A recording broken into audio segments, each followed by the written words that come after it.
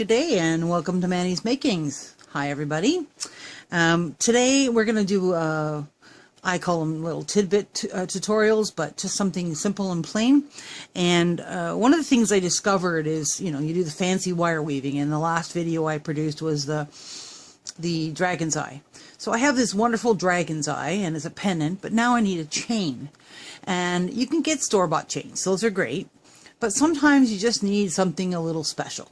So there's a lot of different chains you can make, a lot of different style of chains you can make. You can do them with different wires, different gauges of wire, and they all have a different slight effect. So this is just some from the same, these are all made with the same principle. And these are just little samples to sort of show you what they look like. So this is just done with a figure-8 loop. This is a figure-8 loop in a higher gauge. Figure-8 loop with jump rings. This is a figure-8 loop with 2 jump rings. Let me just, I need my little, should get my little pointer out. So this is a variation, and this one is a great one for you to put a gemstone in, and this is another chain, and so forth and so on and so on. So this is what they call a fisheye chain. So they all work on the same premises. Sorry, that's a fly eye chain. So they all work on the same premises, but we want to start with one. And what I'm going to do is try to do once a week. I'm going to do another style. So we're just going to deal with these figure-8s today. So I'm going to just move these out of the way, and I will show you those at a later date. So you have a figure-8 chain, and just let me grab my, I have a little awl somewhere, if I can find it. So this is the figure-8 chain, and this is a figure-8 chain with 2 jump rings. So you can incorporate jump rings and pieces you make. This is a figure-8 chain with 1 jump ring, and you can see the jump ring in the middle here, and then the 2 pieces of figure-8 chain. This is a figure-8 chain, and this is in 20 gauge, and this is in 18 gauge. And now this gives you an example. This is a figure-8 chain, and then I made a clasp, and this is a bracelet with a dangle. And it's really beautiful. Like, you can see that it's a very, very delicate. You could add all kinds of charms, and it's a wonderful little bracelet. It's quick and easy to make. It's one of those great projects to do. Cut all the wire and sit while you're in front of the TV and bend, bend, bend, bend, bend. Okay, so let's get started. I'm going to move all these chains out of the way. So there's 2 factors involved. One, you need a ruler. Is the length of pieces you start with limit what you could actually do with that piece of wire. Okay, so if I start with a 3-inch piece of wire, I can swirl it and twirl it and do all kinds of stuff. If I start with a 1/2-inch piece of wire, I can't do much. This is a great place to use up some of your scrap wire if you have it sorted by gauge size, or if you want to mix your gauges, that's fine. I'm going to start with a 1-inch piece of wire today. It's a good working amount for this particular figure-8 or infinity loop chain. I don't know what else you want to call it. You can hammer this, you can not hammer it. This one's not hammered for being flattened. I'm going to do one today with you that I'm going to hammer so you can see the difference, okay? So 18 gauge is heavy, and when you do rosary loops, and that's basically what those loops are, you're not going to worry too much about if you don't hammer it, it's not going to come undone. It's going to hold up. It could take a lot of stress. I mean, if you take your hand and you yank it with, 40 or 50 pounds of force, you might be able to break it. But realistically, when people are wearing jewelry, they don't do that. Occasionally, things get caught in things and they break. But hammering will also harden it and make it stronger. So this is, I'm going to do this today with 20 gauge ParaWire, and I'm just using this particular color. As you can see, it's just silver. And the first thing you're going to need to do is obviously get some straightened wire. So tools and everything are going to be below, and make sure you like, share, and subscribe if you want to see future videos. And I'm going to do a series of different chains and styles of chains. And I have probably another, I don't know, 20 more that I have in my brain that I didn't make last night. So I straightened a piece of wire, and I just need a 1-inch piece. So I take my finger and I stick my thumb here. Now, wire, when you cut it, what happens with your cutters, and you're going to need those too, is that you have an inside edge here that, see how it's beveled up? I don't know if you can see a profile of it. There's a profile. See how this side's flat and this side has an edge that goes in. So what happens when you cut the wire is that you get this little point and then you get a flat edge. So this has a point on it. We're going to deal with those in a minute, but I want you to be aware that there's a point on it, and I want you to flip your pliers so you're cutting these wires all consistently at the 1-inch mark with the flat side up. Okay? So there's my 1-inch mark, cut my first piece. Ta-da! So I'm putting pointy end to pointy end. And I'm making them the same. Let's see if I can get this wire around here. Making them the same, and I'm just taking my pliers and I'm bringing it up till it touches this other wire. It actually hits it. You can, I don't know if you can hear that or not on the video. And when it hits it, I click the next one. Okay? And you need to keep doing that. So I'm just going to make 4 or 5 because I'm going to show you how to make this. So I'm just lining up the top,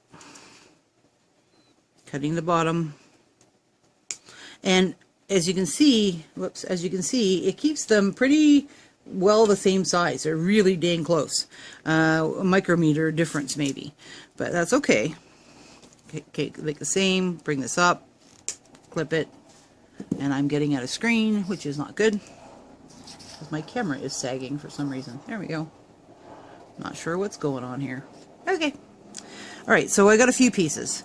You're going to do this for several pieces. Let me see this bracelet. This bracelet took 1, 2, 3, 4, 5, 6, 7, 8, 9, 10, 11, 12, 13, 14, 15, 16, 17, 18, and then the clasp. So it took 18 of these, so it's 18 inches of wire, which is nothing when you think about when you're wire wrapping. So this end, I put them all down the same, so this end here has that little sharp point on it. Now let me just bring this in so that you can see. See if I can get it to focus. Come on, baby.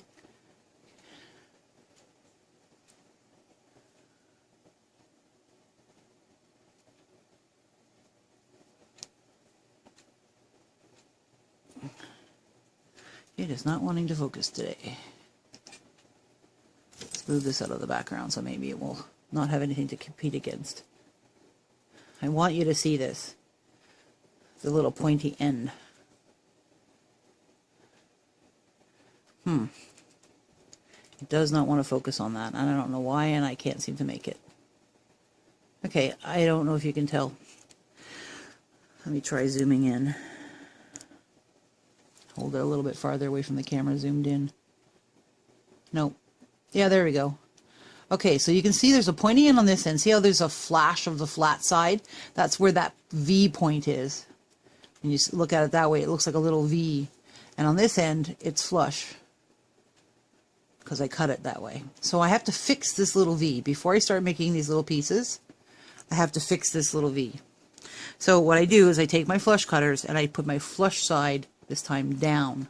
So I'm going to be cutting down on the flush side. And I just sneak it in just past where the little mark is, and I put my finger over top of here because these pieces are really tiny. And I make a little cut, and I see if I can find the little piece. That is the little piece that I cut off. Basically, I just cut the point off. Okay, and I'm going to do that with all 5. Now what I do is I tend to put them all up, and I just give them a little spread so I can get my pliers in, my nippers in. And this one's not cooperating for some reason. There we go. And I just come through, and I use this finger, and I put it in, clip, clip, clip, because I don't want to reduce the length. I really don't want to lose much length at all, otherwise I'm going to have trouble. Okay, so I have all these little pieces, and I've got them all clipped, and they're all flush now. Okay, so let me back out just a smidge, because this is a little too tight. Okay, so you take round nose pliers, and you need to determine at my 1-inch mark with these particular pliers. I don't know if you can see it. I made a mark. It's sort of in a blue marker, but it's right there. And that mark is where I need to, just on the other side of that mark is where I need to make these rings so that they match up in the middle. Because what you're trying to do is you put it in, and I bend it around until it touches itself. And then I check to see if there's a lot of space left. If there is, I can push a little bit more. So that gives me 1/2 of my infinity. And then with this piece facing me, so I'm going to bend this way away from myself again. I put this back in the same place on my pliers because you want the loops to be equal. And I didn't bring it down far enough. There we go. And I bring it around again. So I'm always pulling the same way. So this is really repetitive. And I take a look again to make sure it's closed. And when you look at it, it's not quite matching up, so you just go like this, give it a little tweak, give like this, and give it a little tweak. And I'm just pulling it towards the center so that they're all touching. And this is the little loop that I end up with. It's an infinity loop. Okay? Pretty cool. Let's do that again. Taking my 1 inch, and because I squared both ends, I don't have to worry about it. And this is best done in a sort of assembly line. Straighten a big piece of wire, 1 inch, 1 inch, 1 inch, cut a whole bunch. And then once you've cut a whole bunch, take the tips off of the whole bunch, clear your space, then start doing these. So again, my blue mark, okay, make the loop away from myself over it just sits over top. I double check the amount of space I have in here, and if I need to push a little bit farther, you can actually feel when the wire hits. This wire hits that circle when you're doing it. And while I'm still holding it, all right, put it back in. I want that loop, let's see if I can show you. That loop is facing me, and I'm going to be bending this way. Okay, or I'm actually bending the thing around. So there's the blue one. Okay, and I'm bringing it towards myself again. All right. So I both times I just bring the wire around the side of my pliers. Now, when you're trying to figure this out, because let's see, I got another set of a second set of pliers. I'm going to show you how to figure this out. Because part of what I hated when I was learning was nobody showed me how to figure stuff out. So I had to figure out. Okay, so take a look at these pliers. This is another set of pliers, needle nose pliers, and they're points are completely different. This is actually a really crappy pair because if you notice they don't even meet in the middle. Let's see if I can find another pair. I know I have a third pair. Yes, I do. These are stubbies with a little wire cutter in them. See, they're stubbies. The points aren't even the same. They're a lot thicker. They're a lot different. So where I need to go on this one could be completely different on where I need to go on that one. So because I know this is going to work, I can go like this and look. Oh, look, that's almost to the end of that pair of pliers. But if you don't know, let's say I think maybe it should go here, because that's not where it needs to go. It actually needs to go about here. Okay, so I'm going to try it up here, because you got your first piece of 1 inch wire and you got your pliers and you have no idea where it needs to go.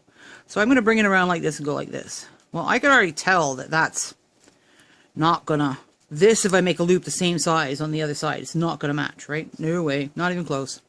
It's okay. Relax.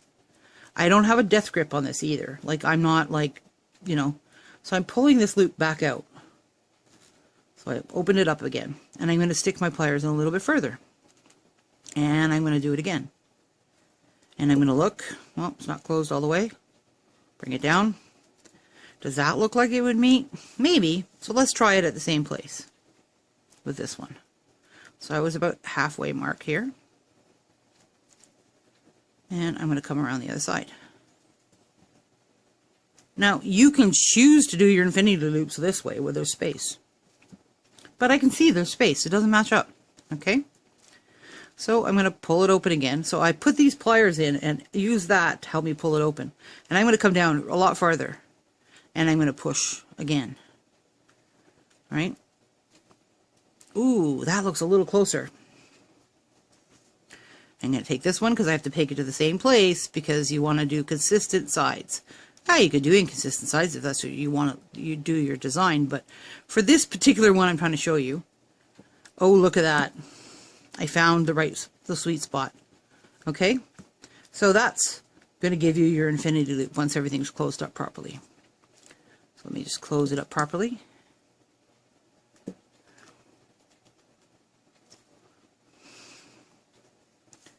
What I'm trying to do is bring the wire around so that it meets in the middle and that it actually touches. And you can use flat nose pliers if you struggle with this. You have to just be gentle because you don't want to mar the wire, and you just push. If I push too hard, I'm going to actually push that loop closed. And then I'm going to do it this side, and I'm going to push it and bring it in. See, I just pushed it so that it overlapped. That's not good. So just flatten it back out. Okay, so I have another infinity loop with a different set of pliers, and it came out the same. So that's how you figure it out. You figure out your pliers. So in this pair of pliers, I need to do it right near the top, right? Whatever you have, you figure it out with what you have. Okay, let's do one more, and then we'll get into what it looks like hammered versus unhammered. Okay, so there's one, and that's not closed up all the way. I can see that it's not. See, it's not closed up all the way. Stick my pliers back in and bring it down so it touches the wire. Okay. Now, again, the bottom, if you want to call it the B, is facing my belly. The B faces my belly. And I got these upside down because I cannot see the mark. There it is. Okay. Again, and when you're putting these in, you're trying to get it so it's flush.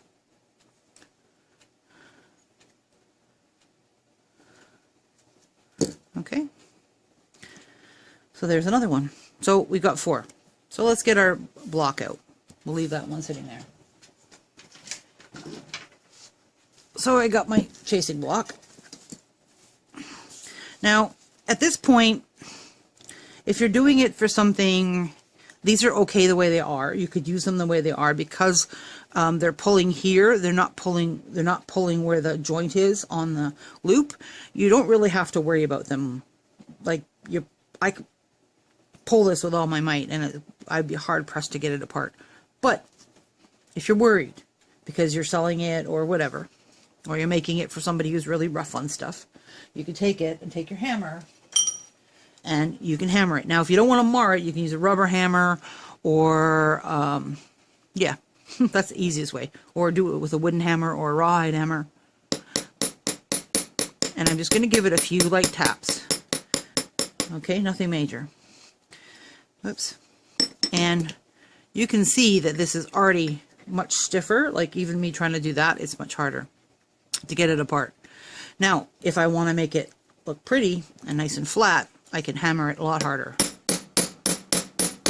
Sorry about the noise.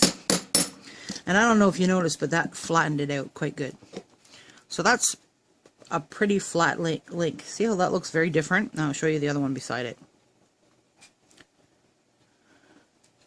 Okay, so there's the rounded one, there's the flattened one.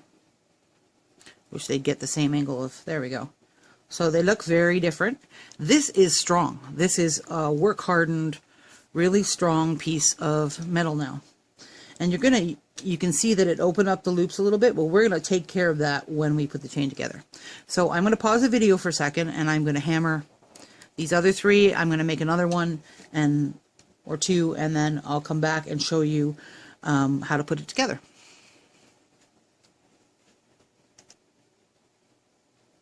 Okay, I'm back, and I've made some flattened links, and you can see they're wonderful and shiny. They look great. They're quite work hardened, so they're nice and sturdy. I'm just going to move this out of the way. So how these work is what I like to do is I like to take them and squeeze at the one end, and I'm just being very careful.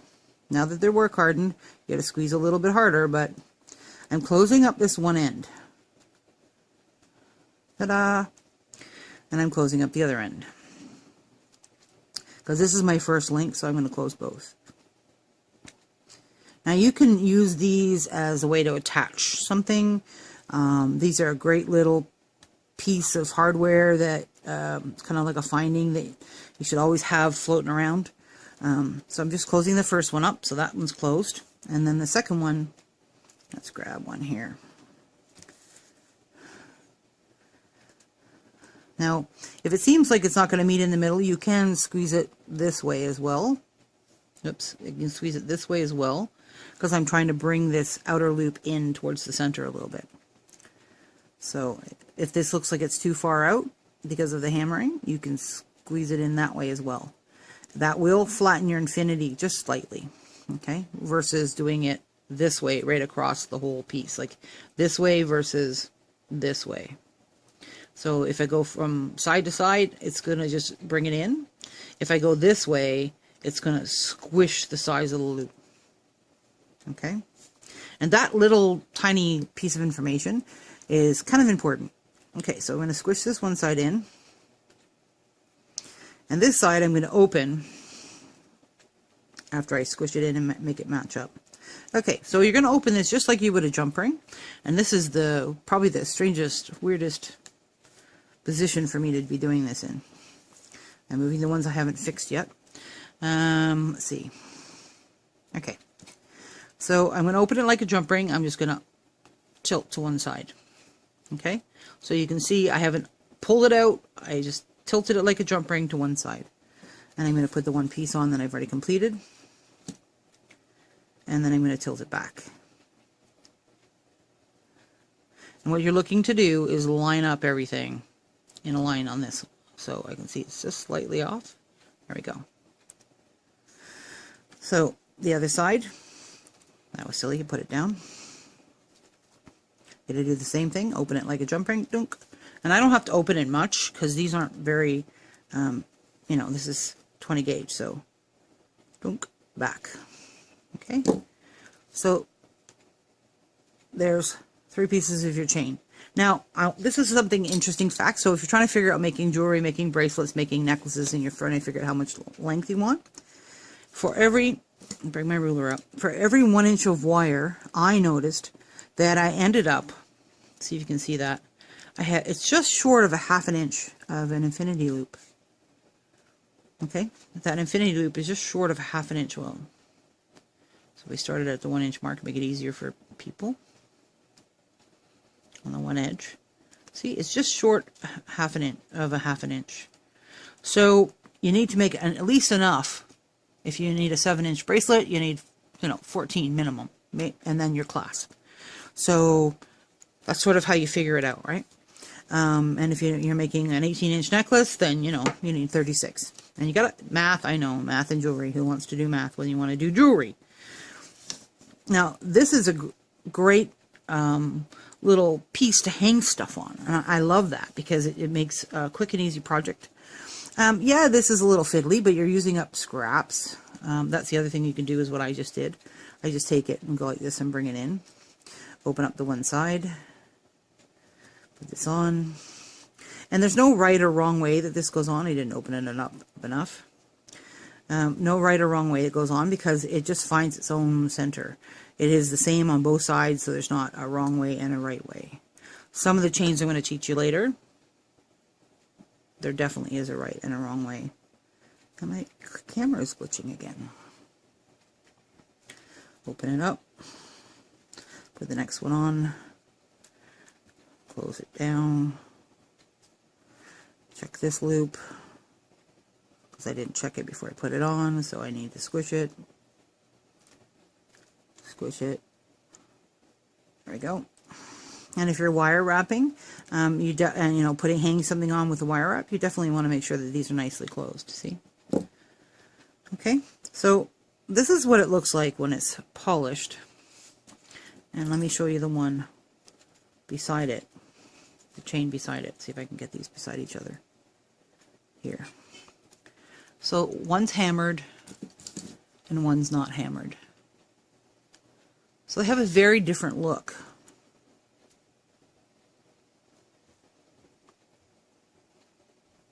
Okay, I don't know if you can see that. They have a very different look. This is just a little wire wrapped piece of glass. Looks like a little flower. It's hung in the middle. You can hang it on the edge. So you can make your own chain and make it as special as you want. So this is today's tutorial, just a quickie with a figure 8. And again, you can combine these with other things like jump rings. Just a reminder. So let's find the jump ring one. Okay, so this is done with 2 jump rings and in between the infinity loops. You can do that. That's your choice. You can do it with, this is just the plain infinity loop with a heavier gauge. Right? And this is, remember I told you about the rosary? I'm pulling this. Look, I'm pulling this really hard. I'm in one loop and I'm pulling, like, I'm like boing boing. I could almost bust my awl here. Okay, like I don't know if you can see how much I'm gripping that. I am like purposely, this is strong. This is 18 gauge. It ain't going anywhere. And it's really slinky, like it like moves really well. So it's great. And this is the one with the 1 jump ring. So you could add color in the jump rings. You could do whatever you'd like. Have fun with it. I hope you enjoyed this tutorial today. Again, like, share, and subscribe below. I really appreciate it. I'm going to try to do a little bit longer video every week and a little bit shorter video every week. And this is going to be my short one. So enjoy, take care, and keep on making from Annie's Makings.